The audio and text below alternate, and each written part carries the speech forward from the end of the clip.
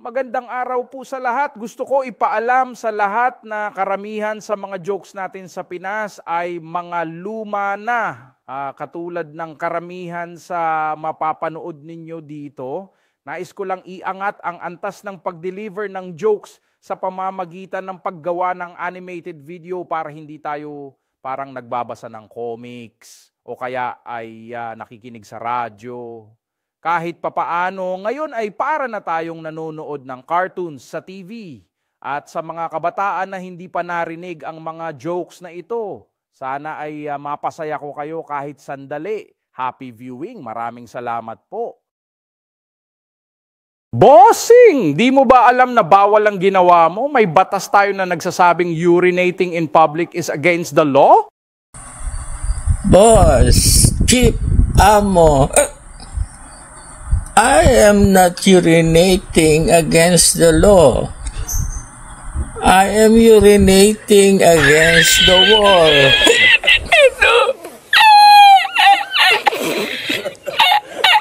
Good morning po, Doc.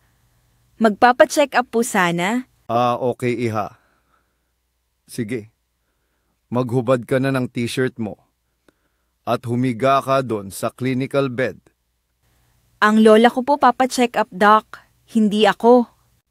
Ganun ba, Iha? Lola. Sige po, ibuka ninyo ang bibig nyo at say,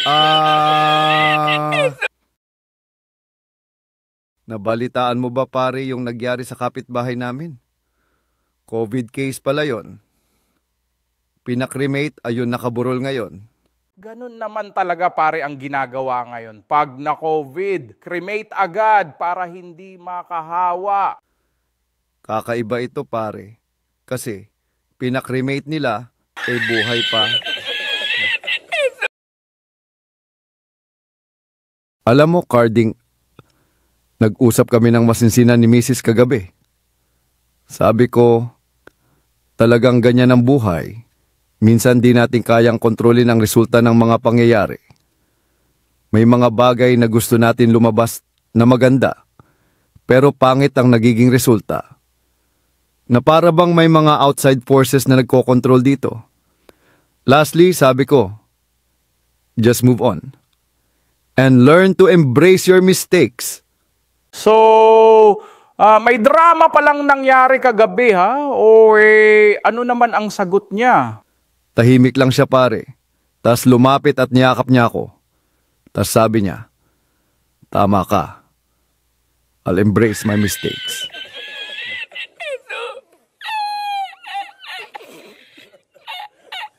Sa edad na 20 and paboritong sports ng mga kabataan ay either volleyball o basketball. Pagdating ng edad na 30 ang laro naman nila ay tempin bowling. Pagsapit ng edad na 40 nilalaro naman nila ay duckpin bowling. Sa edad na 50 paborito nila ay tennis o kaya ay billiards. Pagsapit ng edad na 60 golf naman, pinagkakaabalahan nila. Di ba ninyo napapansin? Habang tumatanda ang mga lalaki, paliit ng paliit ang balls na nilalaro nila.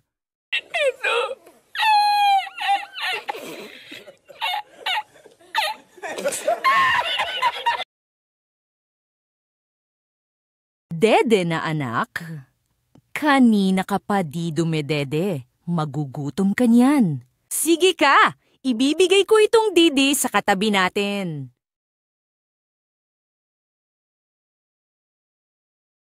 Hala, ayaw mo pa rin dumede anak. Ibibigay ko na talaga ito sa katabi natin. Mrs., kailangan mo nang magdesisyon. Abay, kanina pa ako nag-aabang dito. Lumagpas na nga ako sa destinasyon ko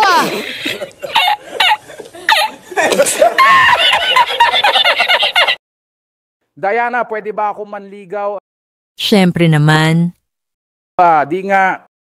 Yes na yes. Talaga ba? Okay lang. Basta, wag lang sa akin.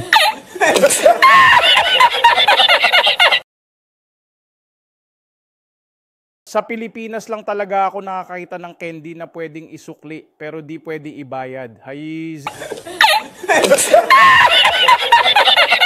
Excuse me, sir. Gusto ko lang ipaalam sa'yo na naiwan mo po na nakabukas ang garahe nyo. Ay, ganun ba? Nako, di nakita mo yung Ferrari ko na nakapark sa loob. Ay, hindi po. Wala pong Ferrari doon, kundi isang maliit na Volkswagen na may 2 flat tires.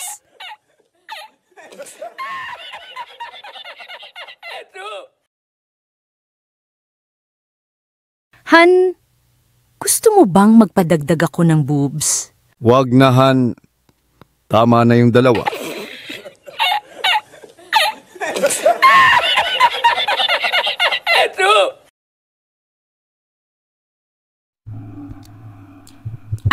I'm pinatanggal sa itlog bago ito kainin.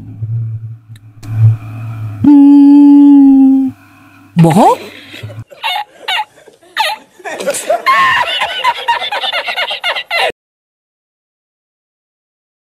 Ang babae ay parang prutas.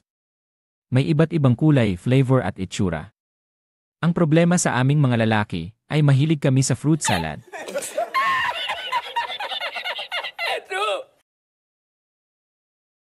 Inay, totoo po ba talaga ang first love never dies? Tama yan, anak. Tignan mo yung tatay mo. Hanggang ngayon, buhay pa ang damuho.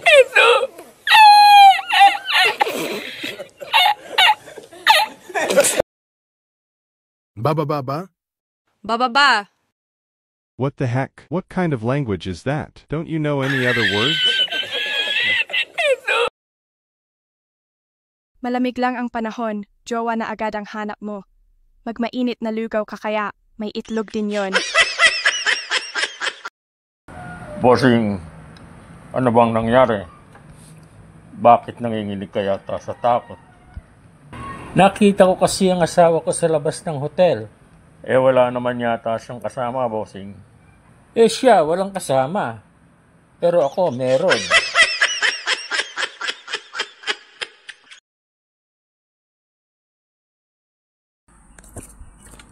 Sabi nila, ang hotel daw ay pahingahan.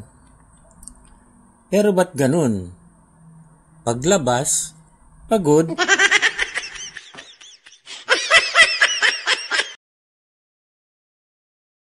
Pare, bakit humahangos ka? Hinahabol kasi ako ni Mrs. Pare. Galit na galit. Bakit? Ano ba ang nangyari? Birthday kasi niya ngayon eh. Niregaluhan ko naman pero nagalit. Aba, niregaluhan mo na pala eh. Bakit nagalit pa? Nung isang araw, tinanong ko pa nga siya kung ano ang gustong regalo. Ganun pala eh. Bakit nagalit pa? Sabi niya, kahit ano, basta't may diamond. Sinunod ko naman pare. Oh, ano ang sabi pare? Ganun pala eh. Bakit nagalit pa? Ano ba ang iniregalo mo pare? Baraha pare.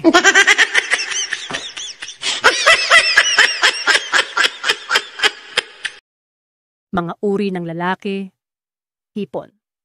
Patapon ang ulo, maganda ang katawan.